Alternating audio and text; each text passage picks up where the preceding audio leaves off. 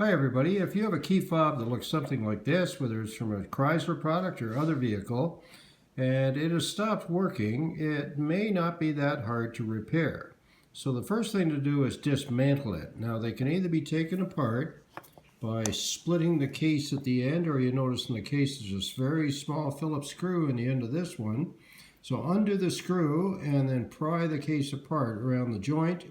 And our next shot I'll show you will be the case split in two and lying on the paper here. Now I've removed the screws. You can see it's a very small screw from the end.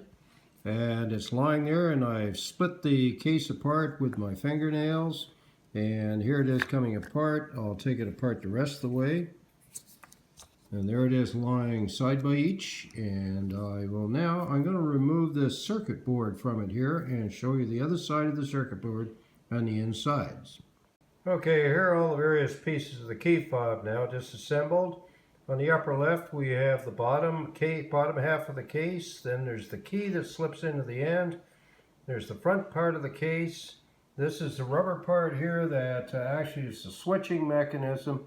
And this is the battery side of the circuit board. One thing to check once you have this taken apart to see if the battery is okay.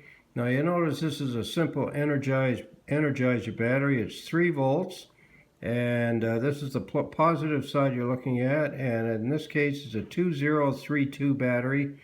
While you've got the key fob apart, you might as well just put a new battery in anyway, and that'll save you trouble downwind. So there you go, you put a new battery in. It just slides in from the side very easily. They push in and out. Then after you've done that, flip the unit over.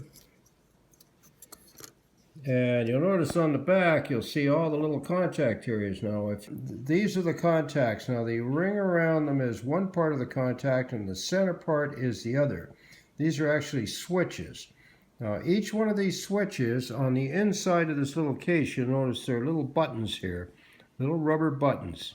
And when you buy the keys, or when it comes along with your car, these little steel domes are inverted, and they are glued onto the inside of these. Now after a number of cycles, these appear to come adrift from the cover and can slip around inside here, and then when you push the button, nothing happens.